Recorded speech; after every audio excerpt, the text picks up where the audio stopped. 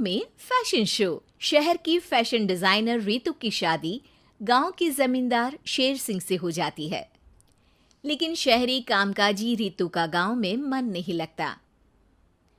क्या सासू माँ, ये गांव में तो कुछ नहीं है, मेरा दिल ही नहीं लगता यहाँ, क्या करूँ मैं।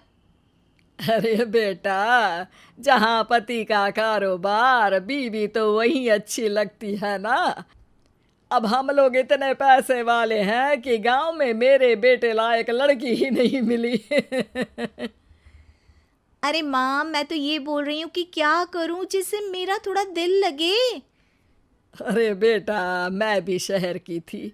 यहाँ आकर मैंने गांव में स्कूल खोल लिया। बच्चों को पढ़ाती थी तो मन लग जाता था।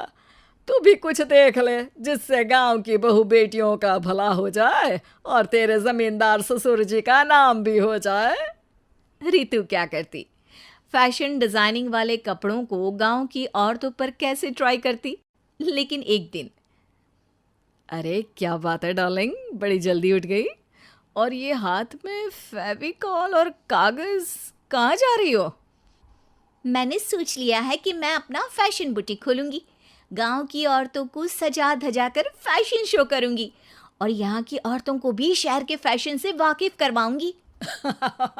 फैशन और यहाँ की औरतें, अरे इन लोगों को तो बस चूल्हा चौका आता है।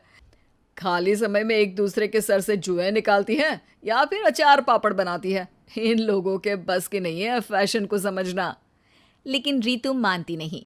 वो पूरे गांव में पोस्टर चिपका देती है कि किसी को भी नए डिजाइन के कपड़े पहनने का शौक है तो जल्दी जमींदार की बहू से मिले। लेकिन रितु की दुकान में 2 दिनों तक तो कोई आता ही नहीं। पर एक दिन, अरे कमला, क्या हुआ, क्या देख रही हो? ये पुतला देख रहा है दीदी। क्या दिख रहा है इसमें ऐसा? अब देखो तो दीदी, ये पुतला मेरे जैसा ही है ना, पतला दुबला लंबा, बस मैं काली और ये गोरा। तू ये बता, इस पुतले के कपड़े तुझे कैसे लग रहे हैं? अरे कपड़े तो बहुत ही सुंदर है दीदी, लेकिन तू ना बस कल इसी समय आ जाना और अपने जैसी 2-3 और को भी ले आना। अगले दिन कमला 2 लड़कियों को लेकर आ जाती है। रितु उन लोगों को अपने हाथ के सिले कपड़े पहनाती है और घर भेज देती है। उन लोगों को गांव की दूसरी औरतें भी देखती हैं। और फिर क्या, अगले दिन रितु जब दुकान खोलती है तो सामने बहुत सी औरतें उसके बनाए डिजाइनर कपड़े पहनने को तैयार खड़ी होती हैं। तुम लोगों को कपड़े के साथ ही हल्के मेकअप और स्किन केयर की भी क्लास देनी पड़ेगी। रितु गांव की औरतों को फैशन का ज्ञान देने में लग जाती है। एक दिन रितु का पति कहता है, अरे रितु, तुम्हारी फोटो पेपर में आई है। क्यों भाई, ऐसा क्या कर दिया मैंने, क्या लिखा है? अरे लिखा है गांव में होगा अब फैशन वीक। अरे हाँ, कल ना कोई फ़ोन आया था मीडिया वालों का, तो मैंने भी बोल दिया कि फैशन शो तो अब गांव में होगा।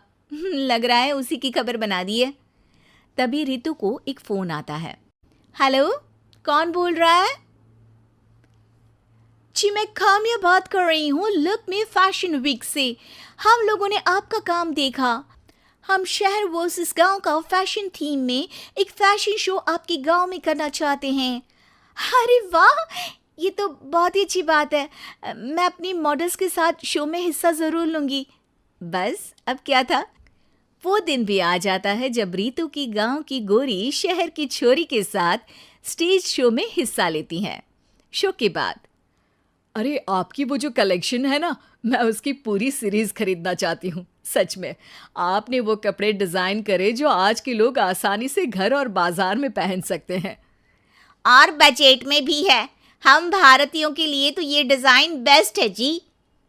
वैसे आपने क्या सोचकर ये कपड़े बनाए और आप इसे कितना आगे और लेकर जाना चाहती हैं? औरतें और फैशन एक दूसरे के पर्यायवाची है।